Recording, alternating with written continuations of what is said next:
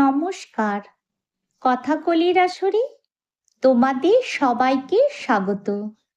আজ আমি তোমাদের লীলা মজুমদার সম্পাদিত উপেন্দ্র কিশোর গল্প সমগ্র থেকে বাঘের পালকি চড়া গল্পটি পাঠ করে শোনাব। বাঘ কিনা মামা আর শিয়াল কিনা ভাগ্নে, তাই দুজনের মধ্যে বড্ড ভাব। শিয়াল একদিন বাঘকে নিমন্ত্রণ করলে, কিন্তু তার জন্যে খাবার কিছু তৈরি করলো না। বাঘ যখন খেতে এলো তখন তাকে বললে, মামা একটু বসো, আরো 2-4 জনকে নিমন্ত্রণ করেছি, তাদের ডেকে নিয়ে আসি। এই বলে শিয়াল চলে গেল, আর সে রাত্রে বাড়ি ফিরল না। বাঘ সারা রাত বসে থেকে সকালবেলা শিয়ালকে বকতে বকতে বাড়ি চলে গেল। তারপর একদিন বাঘ শিয়ালকে নিমন্ত্রণ করল। শিয়াল এলে তাকে খেতে দিল মস্ত মস্ত মোটা মোটা হাড়, তার এক একটা লোহার মতো শক্ত। শিয়াল বেচারার 4টি দাঁত ভেঙে গেল, তবু সেই হাড়ের একটুও সে চিবিয়ে ভাঙতে পারল না।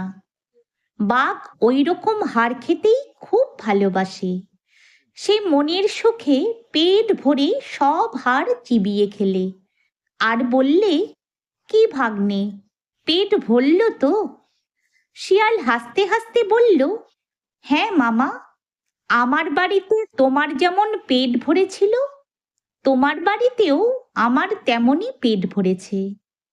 মনে মনে কিন্তু তার ভয়ানক রাগ হলো, আর সে বললে, যদি বাঘ মামাকে জব্দ করতে পারি তবে দেশে ফিরব, নইলে আর দেশে ফিরব না।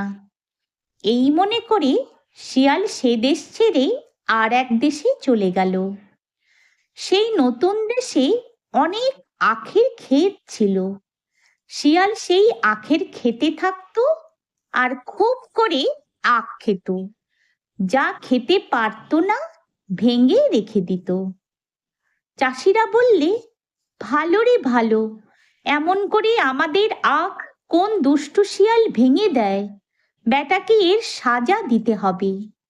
বলে তারা ক্ষেতের পাশে একটা খোঁয়ার তৈরি করলো।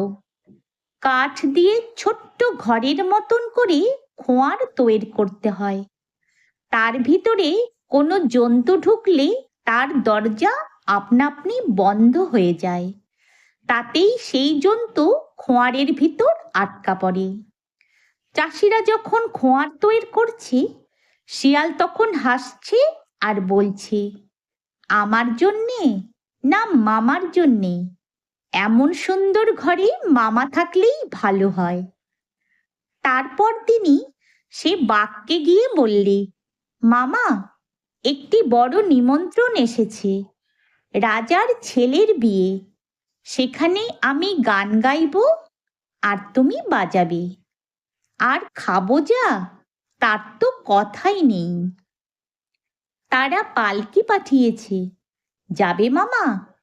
বাঘ বললে, তার যাব না, এমন নিমন্ত্রণটা কি ছাড়তে আছে?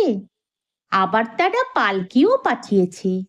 শিয়াল বললে, সে কি যে সে পালকি? এমন পালকিতে আর কখনো চড়নি মামা।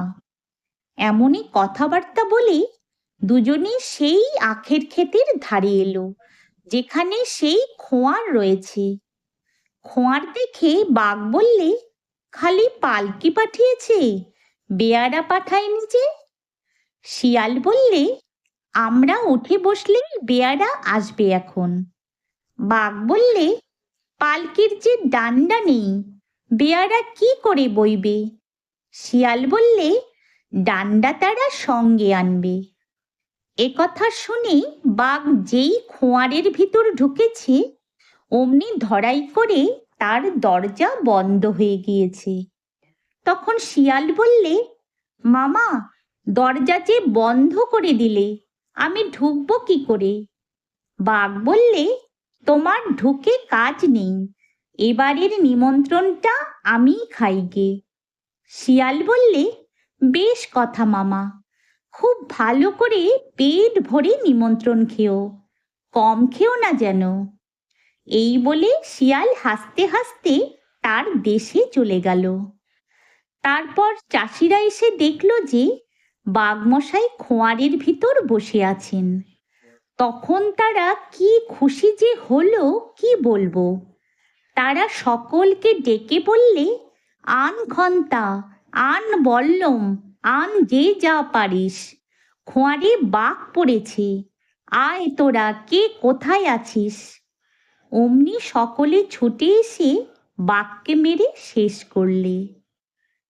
যদি তোমাদের এই গল্পটি ভালো লেগে থাকে তাহলে একটা লাইক ও আমার এই চ্যানেলটিকে সাবস্ক্রাইব করে দিও, যাতে তোমাদের জন্য আরও অনেক নতুন নতুন গল্প নিয়ে আসতে পারি। ধন্যবাদ।